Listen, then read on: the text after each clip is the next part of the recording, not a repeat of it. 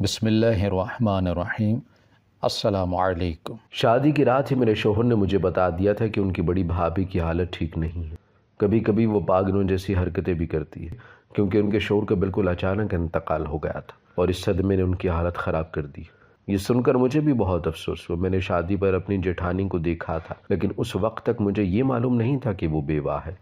میرا شوہر بلال مجھ سے بات کر رہا تھا کہ کمرے کا دروازہ زور زور سے بجنے لگا۔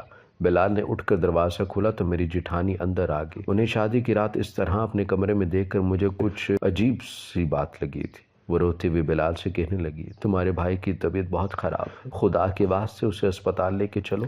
جیٹھانی کی حالت بہت ہی خراب تھی، وہ زار و قطار رو رہی تھی۔ بلال نے میری طرف دیکھا اور کہنے لگا، تم بھابھی کو سنبھالو، میں بھائی کو اسپتال لے کر جاتا ہوں۔ یہ کہہ کر وہ نکل گیا۔ میں پریشانی کے عالم میں بھابھی کو سمجھانے لگی کہ پریشان نہ ہو، سب کچھ ٹھیک ہو جائے گا۔ وہ میرے کاندھے پر سر ٹکا کر بیٹھ گئی اور روتے ہوئے مجھے بتانے لگی کہ پتہ نہیں میرے شوہر کو کیا ہو گیا ہے، اچانک ہی ان کی طبیعت بگڑ جاتی ہے، اگر انہیں کچھ ہو گیا تو میرا کیا ہوگا۔ یہ کہہ کر وہ روئے چلی جا رہی تھی اور میری آنکھوں سے بھی آنسو بہنے لگے تھے۔ ان کا غم واقعی بہت بڑا تھا۔ وہ بھری جوانی میں بیوہ ہوئی تھی، لیکن ایک بات بہت عجیب تھی، وہ پوری شادی میں بہت خوش باش اور حشاش بشاش نظر آ رہی تھی۔ انہیں دیکھ کر کہیں بھی یہ گمان نہیں ہوتا تھا کہ وہ بیوہ عورت ہے۔ پھر رات کے اس پہر اچانک انہیں کیا ہو گیا تھا؟ کیا واقعی ان کی ذہنی حالت بہت خراب تھی؟ یہ سوچ کر میں پریشان ہو گئی تھی۔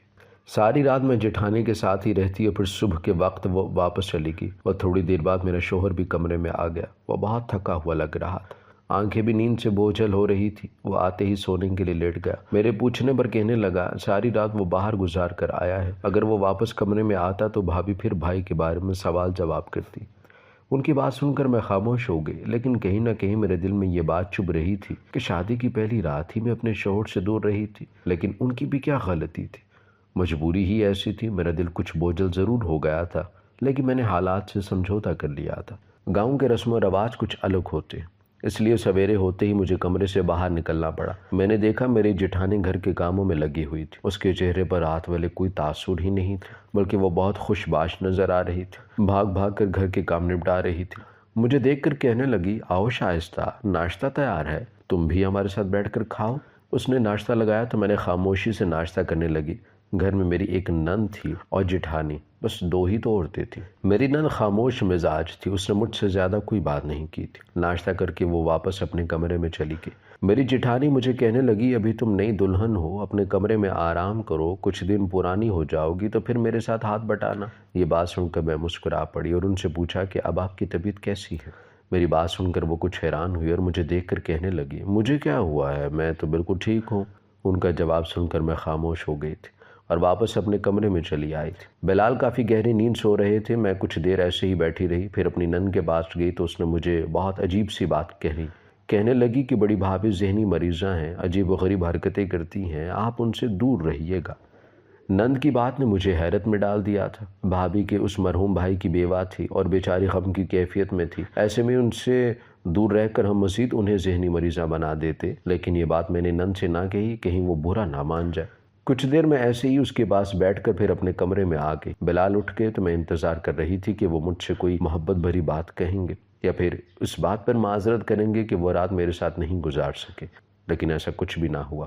بلال اٹھ کر جلدی سے تیار ہوئے اور کہنے لگے، مجھے زمینوں پر جانا ہے، فصل تیار ہونے والی ہے۔ ان کی بات سن کر میں دکھی ہو گئی۔ لگ ہی نہیں رہا تھا کہ میری نئی شادی ہوئی ہے۔ میں دوسرے گاؤں سے رخصت ہو کر یہاں آئی تھی۔ ہماری ارینج میرج تھی، لیکن پھر بھی مجھے اس شادی کو لے کر بہت ارمان تھے۔ میری سہیلیوں نے بہت سی ایسی باتیں کہی تھی جن کی وجہ سے میرے دل میں جذبات پیدا ہو گئے تھے، مگر یہاں آ کر سب کچھ الٹ ہو گیا تھا۔ سارا دن میں بہت ہی فارغ رہی۔ شام کے وقت گاؤں کی عورتیں مجھے دیکھنے کے لیے آئیں تو میری جیٹھانی نے میرے منہ پر بڑا سا گھونگھٹ ڈال دیا اور کہنے لگی، تم لوگوں نے میری خوشیوں کو تو نظر لگا دی ہے، اب بلال کی خوشیوں کو نظر نہ لگا دینا۔ جیٹھانی کی بات سن کر گاؤں کی عورتوں کا منہ بن گیا، سب انہیں برا بھلا کہنے لگے اور بغیر مجھے دیکھے ہی واپس چلے گئے۔ جیٹھانی کی بات مجھے بھی اچھی نہیں لگی تھی۔ گاؤں کی عورتیں بہت محبت سے ملنے آئی تھیں اور یہ تو گاؤں کا رواج ہوتا ہے کہ شادی کی اگلی شام گاؤں کی ساری عورتیں نئی دلہن کو دیکھنے آتی ہیں، لیکن میری جیٹھانی کی کڑوی باتوں کی وجہ سے واپس چلی گئی تھی۔ ان کے جاتے ہی میری جیٹھانی مجھ سے کہنے لگی، یہ سب حسد کرتی ہے، میں تو انہیں گھر کا راستہ تک نہیں دیکھنے دیتی، یہ تو تمہاری شادی کی وجہ سے یہاں چلی آئی ہیں۔ میں نے خود جان بوجھ کر انہیں بھگا دیا۔ تم بھی ان عورتوں سے دور رہنا، فضول کی باتیں کرتی ہیں، تمہارے کان بھریں گی اور ہمارے گھر میں جھگڑے ڈلوائیں گے، اس کے سوائے انہیں کچھ آتا بھی نہیں ہے۔ جیٹھانی نے کان پکڑ لیے تھے اور میں سوچ رہی تھی کہ شاید وہ ٹھیک ہی کہہ رہی ہیں۔ وہ سالوں سے اس گاؤں میں تھی، انہیں یہاں کی عورتوں کے بارے میں زیادہ معلوم ہوگا۔ جیٹھانی سارا وقت میرے ساتھ باتوں میں لگی رہیں اور گاؤں کی عورتوں کے عجیب و غریب قصے سناتی رہیں۔ بھابھی کی یہ باتیں سن کر لگ رہا تھا کہ واقعی گاؤں کی عورتیں بھابھی سے بہت حسد کرتی ہیں۔ رات کو تھکی ہاری میں کمرے میں آئی اور بلال کے پاس بیٹھ گئی۔ بلال نے میرا ہاتھ پکڑا اور کہنے لگے، شائستہ، میں نے ہمیشہ بھابھی کو ماں کی جگہ رکھا ہے۔ میری ماں بہت پہلے مر گئی تھی اور اس کے بعد بھابھی نے ہی ہمیں بڑا کیا ہے۔ بھائی کے اچانک انتقال نے نہ صرف بھابھی کو توڑ دیا ہے بلکہ ہمارا گھر بھی ویران کر دیا ہے۔ اسی لیے میں اتنا ہی چاہتا ہوں کہ تم بھابھی کو اپنی ساس کی جگہ رکھو اور ویسے ہی عزت دو جیسے میری ماں کو دیتی، ان سے کسی بھی قسم کا کوئی اختلاف نہ رکھنا۔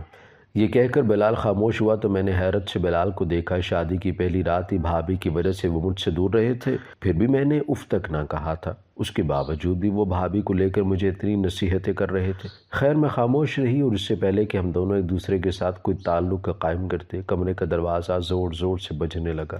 اب کی بار مجھے معلوم تھا کہ میری جیٹھانی آئی ہوگی۔ میں بلال کو دروازہ کھولنے سے روکنا چاہتی تھی۔ میرا دل نہیں چاہ رہا تھا کہ خلوت کے ان لمحات میں کوئی تیسرا ہمارے درمیان آ جائے، لیکن مجھ میں اتنی ہمت نہیں تھی کہ میں بلال کو منع کرتی۔ مجھے اتنی ساری نصیحتیں کی تھی بلال نے۔ جیسے ہی دروازہ کھولا میری بھابھی سینہ پیٹتی روتی اندر چلی آئی، آ کر بلال سے کہنے لگی، اپنے بھائی کو اسپتال لے کر جاؤ، پتہ نہیں میرے شوہر کو کیا ہو گیا، کس کی نظر کھا گئی، دیکھو تو کتنی تکلیف میں ہے۔ بلال نے انہیں تسلی دی اور کہنے لگے، بھابھی آپ یہاں بیٹھے، میں بھائی کو لے کر جاتا ہوں۔ یہ کہہ کر بلال پھر کمرے سے نکل گئے۔ میرے ارمانوں پر پانی پھر گیا، لیکن بھابھی کی حالت کو دیکھتے ہوئے میں نے انہیں سنبھالنے کی کوشش کی۔ میں اپنے آپ کو یہی سوچ کر تسلی دے رہی تھی کہ کچھ دنوں کی بات ہے، ابھی بھائی کے انتقال کو 3 مہینے ہی گزرے ہیں، کچھ وقت گزرے گا تو بھابھی سنبھل جائیں گے۔ لیکن مجھے کیا معلوم تھا کہ بھابھی کی ایسی حالت کے پیچھے کیا وجہ ہے۔ پوری رات ایسے ہی گزر گئی۔ بھابھی روتے دھوتے میرے بستر پر ہی سو گئی تھی اور میں خاموشی سے ایک کنارے پر ٹک کر بیٹھی رہی تھی۔ بلال لوٹ کر واپس نہیں آئے تھے، یقیناً وہ بھابھی کے باہر جانے کا انتظار کر رہے تھے۔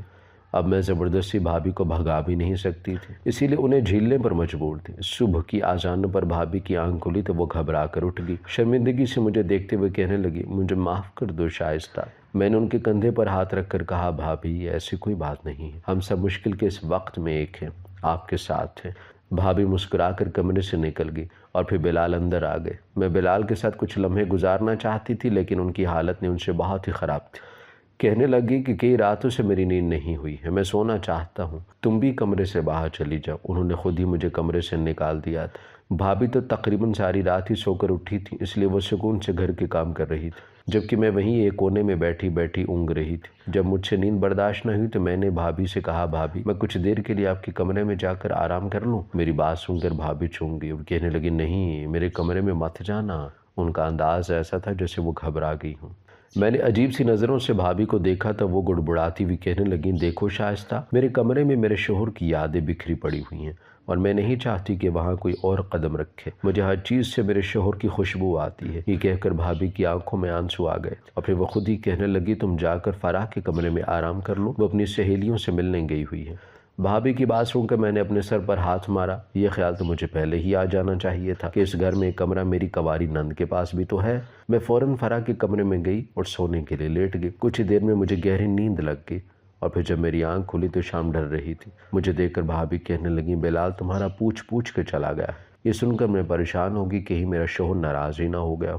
شادی کو 2 دن ہونے والے تھے اور ان 2 دنوں میں ہماری ایک دفعہ بھی ٹھیک طرح سے بات نہیں ہو سکی تھی۔ دھیرے دھیرے دن گزر رہے تھے اور میری شادی کو مہینہ ہونے والا تھا۔ اس 1 مہینے میں میں نے اپنے شوہر کے ساتھ کوئی تعلق قائم نہیں کیا تھا۔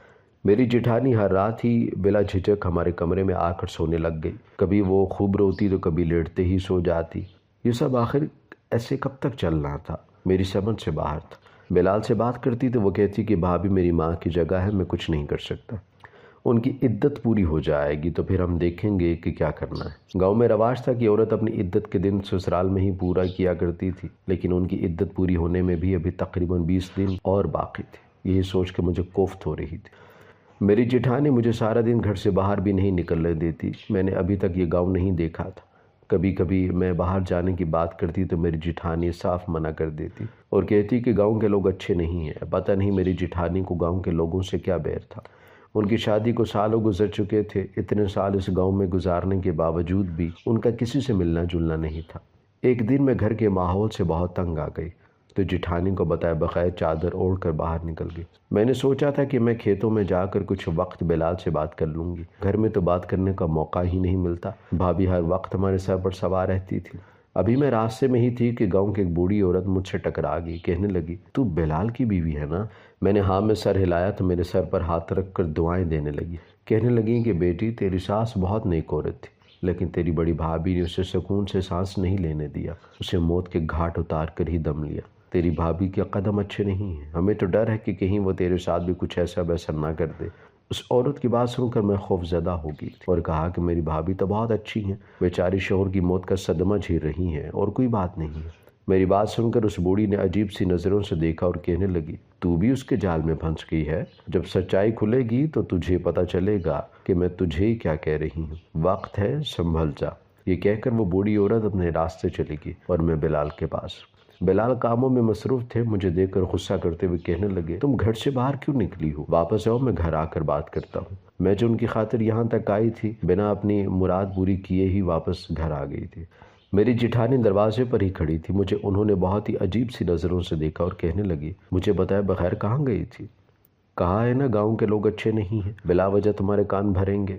بھابھی کی بات سن کر مجھے اس بوڑھی عورت کی بات یاد آ گئی۔ کوئی تو بات ایسی تھی جو بھابھی مجھ سے چھپا رہی تھی یا پھر غلط بیانی سے کام لے رہی تھی، یا تو سچ میں گاؤں کے لوگ برے تھے یا پھر میری بھابھی میں ہی کوئی برائی تھی۔ میں نے ان سے معذرت کی اور یہ کہہ کر بات ختم کی کہ بلال نے مجھے بلایا تھا، کوئی بچہ آیا تھا بلانے اسی لیے میں گئی تھی، لیکن پھر پتہ چلا کہ اس بچے نے جھوٹ بولا تھا۔ بھابھی کو میری بات پر یقین تو نہ آیا لیکن وہ خاموش ہو گئی، نہ ان کی عدت ختم ہونے میں صرف 10 دن رہ گئے تھے اور میں بڑی خوش تھی کہ ایک دفعہ ان کی عدت ختم ہوئی تو پھر وہ اپنے گھر چلی جائیں گے۔ لیکن اس سے پہلے ہی جو کچھ ہوا میرے سر پر آسمان گر پڑا۔ ایک روز بلال کہنے لگی کہ انہیں رات کو ڈیرے پر جانا ہے، چودھری صاحب نے سارے مردوں کو بلا لیا ہے، وہ گھر نہیں آئیں گے۔ ویسے بھی میرا اور ان کا کوئی ایسا تعلق تو نہیں تھا کہ ان کے گھر ہونے یا نہ ہونے سے مجھے کوئی فرق پڑتا۔ بھابھی کے آنے پر ان کو کمرے سے باہر ہی تو جانا ہوتا تھا، اس لیے میں نے کچھ نہ کہا اور وہ چلے گئے۔ رات کے تقریباً 11 بجے کمرے کا دروازہ بجا تو مجھے لگا کہ میری جٹھانی آئی ہوگی، روزانہ وہ اسی وقت ہی آتی تھی، لیکن جیسے ہی میں نے دروازہ کھولا میرے قدموں تلے سے زمین نکل گئی۔ وہاں میری جٹھانی نہیں بلکہ ایک آدمی کھڑا تھا، وہ آدمی ہو بہو بلال کے جیسا تھا۔ اس سے پہلے کہ میں شور مچاتی یا چیخ مارتی اس نے میرا منہ پر ہاتھ رکھ دیا اور اشارے سے کہنے لگے شور نہ کرنا۔ میری آواز حلق میں ہی دم توڑ گئی تھی اور یہ مجھے لے کر میرے کمرے میں آ گیا اور دروازہ بند کر لیا۔ میرا سانس رکنے لگ گیا تھا۔ اتنا تو میں جان گئی تھی کہ وہ بلال کا ہی کوئی رشتہ دار ہے کیونکہ اس کی شکل ہو بہو بلال جیسی تھی، لیکن کون یہ مجھے نہیں معلوم تھا۔ کمرے میں آنے کے بعد اس نے بہت آہستہ سے ایسی بات کہی کہ میرے ہوش اڑ گئے۔ وہ کہنے لگی کہ میں بلال کا بڑا بھائی فیضان ہوں، میری بیوی نے اتنے عرصے سے مجھے کمرے میں باندھ رکھا تھا اور وہ سب کے سامنے مجھے مرا ہوا ثابت کر چکی، لیکن میں زندہ ہوں، مرا نہیں۔ فیضان بھائی کی بات سن کے مجھے یقین نہ آیا، میں حیرت سے انہیں دیکھنے لگی۔ کوئی بھی بیوی اپنے شوہر کو کیوں مرا ہوا کہے گی، کیوں بیوہ بن کر زندگی گزارے گی؟ پھر جیٹھ نے ایک ایسے سچ کا خلاصہ کیا جسے جاننے کے بعد میری زندگی سرے سے تبدیل ہو کر رہ گئی تھی۔ میں سوچ بھی نہیں سکتی تھی کہ کوئی عورت اس قدر گھٹیا ہو سکتی ہے کہ وہ اپنے ہی شوہر کو مرا ہوا کہہ کر خود بیوگی کا لباس پہن سکتی ہے، اور وہ بھی ایسے گھٹیا مقصد کے لیے۔ جیٹھ نے میرے آگے ہاتھ جوڑ دی اور کہنے لگا تم بہت سمجھدار اور پڑھی لکھی ہو، میری مدد کرو، ہم دونوں ہی اس مشکل سے نکل آئیں گے، ورنہ یہ لوگ بہت ظالم ہیں، یہ ہماری جان لے لیں گے یا ہمیں ساری زندگی ایسے ہی گزارنی پڑے گی۔ میں نے اپنے جیٹھ سے وعدہ کر لیا کہ میں ان کی مدد کروں گی اور وہ واپس اپنے کمرے میں چلے گئے۔ میری جٹھانی بہت گہری نیند سو رہی تھی اور اسی لیے میرے جیٹھ کو موقع مل گیا اور ہر رات وہ میری نیند حرام کرتی تھی، اس لیے شاید آج تھک کر خود ہی گہری نیند سو گئی تھی۔ میرے جیٹھ اور میں نے مل کر ایک منصوبہ بنایا تھا اور اب ہمیں اس پر عمل کرنا تھا تاکہ ساری سچائی خود بخود سب کے سامنے آ جائے۔ صبح کے وقت میرا شوہر لوٹ کر آیا تو بہت تھکا ہوا تھا۔ میں نے گہری نظر اس پر ڈالی اور اس سے کہا کہ بھابھی کی عدت ختم ہونے والی ہے، آپ ان کے گھر والوں کو بلائیں تاکہ ان کا سامان واپس بھجوایا جا سکے اور ان کی واپسی کا انتظام ہو۔ میری بات سن کر شوہر نے غصے سے مجھے دیکھا اور کہنے لگا تمہیں بھابھی کو ان کے گھر بیچنے کی بڑی جلدی ہے، وہ اسی گھر میں رہیں گی۔ بلال کی بات پر میں غصے سے اٹھ کھڑی ہوئی اور کہا کہ ہم کب تک ان کا پاگل پن برداشت کریں گے، ہماری بھی ایک زندگی ہے، میں کب تک آپ کے ساتھ کے لیے ترستی رہوں گی؟ جب آپ کا بھائی نہیں رہا تو پھر بھابھی یہاں کس رشتے سے رہ سکتی ہیں؟ وہ آپ کے لیے نامحرم ہے، اسے واپس بھجوائیں۔ بلال نے صاف انکار کر دیا اور کہنے لگے یہ ممکن نہیں ہے، بھابھی کہیں نہیں جائیں گی، وہ ساری زندگی یہیں رہیں گی، اور اگر تمہیں ان سے اتنی پریشانی ہے تو تم واپس چلی جاؤ۔ میں نے غصے میں بلال سے کہا اگر مجھے واپس ہی بھیجنا تھا تو پھر مجھ سے شادی کیوں کی تھی، میری زندگی کیوں خراب کی؟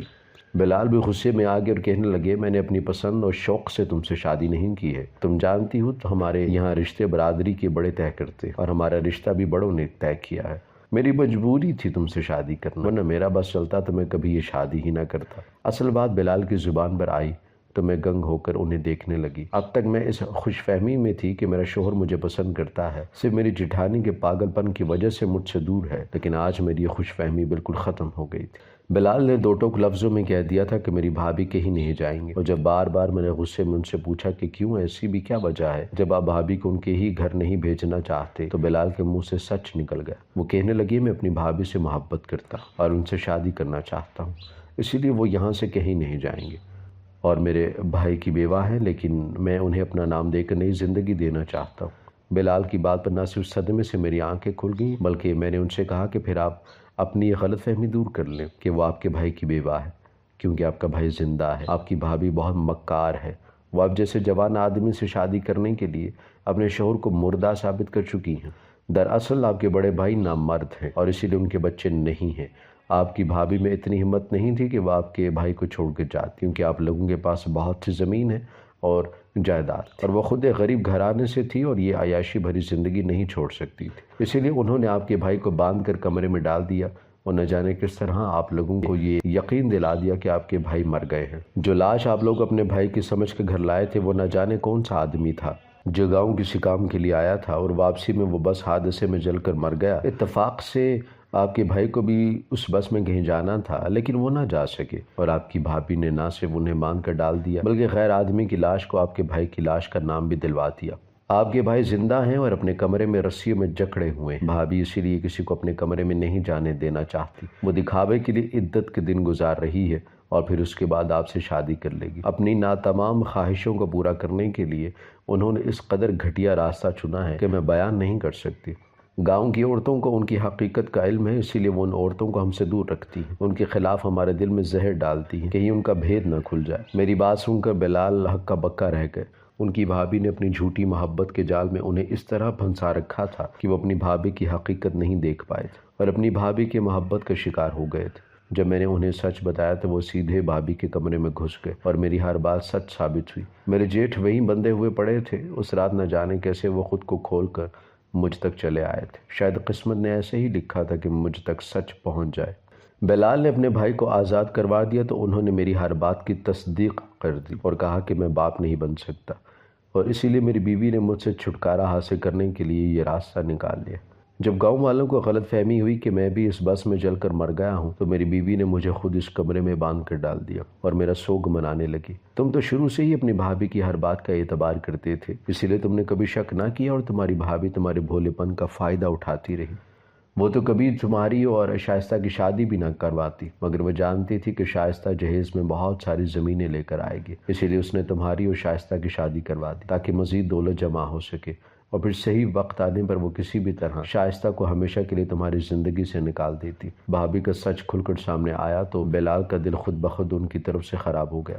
وہ کہنے لگی میں نے آپ کو پہلے عزت دی، پھر آپ کا مان رکھا اور اس کے بعد آپ سے محبت کی اور آپ کو ایک نئی زندگی دینے کا بھی وعدہ کیا، مگر مجھے کبھی یہ اندازہ نہیں ہو سکا کہ آپ اس قدر مکار ہیں۔